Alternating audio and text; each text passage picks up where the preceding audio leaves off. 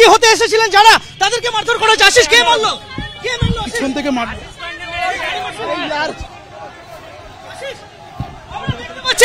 ওপর থেকে ঢিল ছোড়া হচ্ছে, ওপর থেকে ঢিল ছোড়া হচ্ছে। আশিস পান্ডে, নির্জন বাগচি, তাদেরকে নিয়ে একটা ফাঁকা ট্যাক্সি পাওয়ার চেষ্টা করছেন সিআইএসএফ এর আধিকারিকরা। তাদেরকে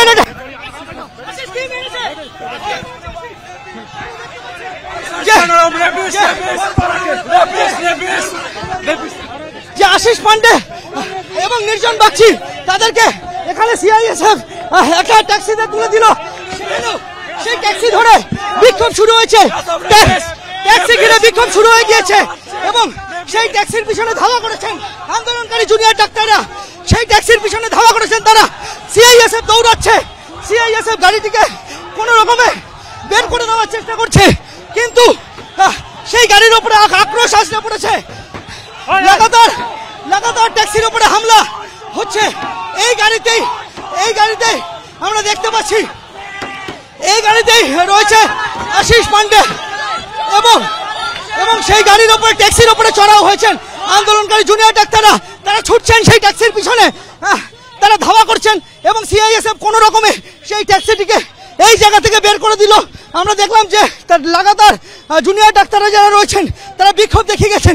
আজকে হঠাৎ করে আপনাদের আক্রোশ এই জায়গায় পৌঁছালো কেন? আমাদের প্রথম কথা, এদের বিরুদ্ধে এখনো অবধি কোনো কড়া পদক্ষেপ কেন নেওয়া হয়নি?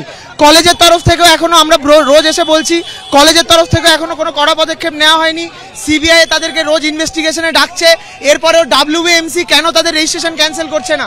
এরা যদি বড় হয়ে ডাক্তার হয়, তাহলে আপনারা যারা সবাই টিভিতে এখন দেখছেন, এরা কিন্তু আপনাদেরকেই পরে এসে মারবে। তখন ডাক্তারদের সঙ্গে আপনাদের মানে যে ভালো সম্পর্কটা তৈরি হয়েছিল, সেটা কিন্তু এরাই নষ্ট করবে। আমরা দেখতে পাচ্ছি যে এখন রাস্তায় নেমে এসেছেন আন্দোলনকারী জুনিয়র ডাক্তাররা। তারা তাদের আক্রোশ, ক্ষোভ আছড়ে পড়েছিল যারা আজকে এই তদন্ত কমিটির জিজ্ঞাসাবাদের মুখোমুখি হয়েছেন। মোট 58 জন অভিযুক্তের মধ্যে আজকে 12 জনকে তলব করা হয়েছিল। সেই 12 জনের মধ্যে 5 জনের জিজ্ঞাসাবাদের প্রক্রিয়া শেষ করা গিয়েছে।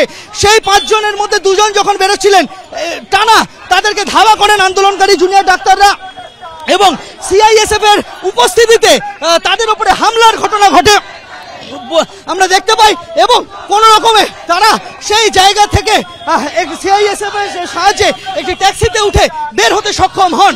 অপূর্ব মাঝির সঙ্গে সন্দীপ সরকার, এবিপি আনন্দ, কলকাতা।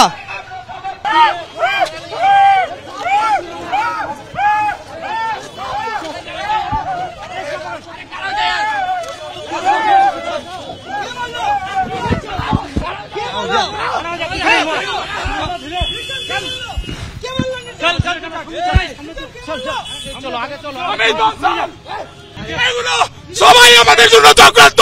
আমরা যদি তৃণমূল করতাম, একটা ডক্টরই সমর্থক ছিলাম, করেছি।